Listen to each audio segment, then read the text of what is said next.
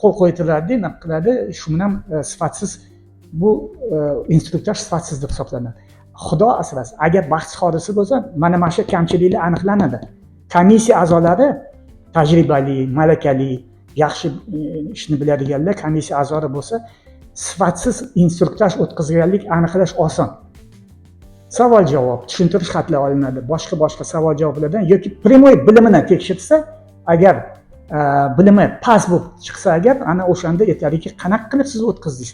Oddiy savollarga yoki xulosada yoziladiki, sifatsiz bilim tekshiruvlardan o'tkazilgan, yo'riqnomalar qilingan, sifatsiz o'tkazilgan. Yo'riqnoma ham sifatli tuzilgan bo'lishi mumkin.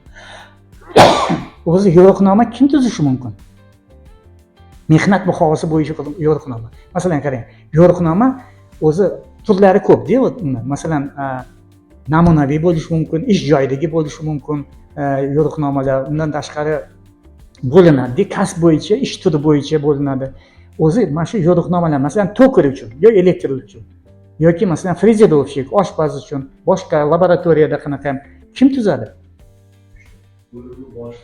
To'ppa-to'g'ri. Mana bir xilla xato qiladiki, bir xil tashkilotlarda internetdan olishadi yoki mehnat muhofazasi bo'yicha muhandisga topshirib berishadi, u yerdan topib kelgan instruksiyani deydi. Bu tekshirish uchun, bu mehnat muhofazasini ta'minlash uchun bu bo'lmaydi bunaqa ishlarni olib borish. Bu o'sha vazifalarni bajarmaydi. Talab bizda nizomlarda talabki, mehnat muhofazasi bo'yicha yo'riqnomani bo'linma rahbari tuzish kerak. O'sha takarni uchastkani masteri yoki uchastka boshlig'i yoki energetik yoki o'sha xizmatni, slujbani, laboratoriyani buni nima uchun? Bu kasblarning sirini biladigan odam, kasbiy xavflarni biladigan odam, tajribali odam. Injener PTB u umumiy bilimi unda. Umumiy. Har bitta kasbning sirlarini uncha naqalarni bilmaydi. O'shaning uchun shunaqa talab. O'shaning uchun mana shu mehnat muhofazasi bo'yicha yo'riqnoma shart. Hamma savol javob qilinadi.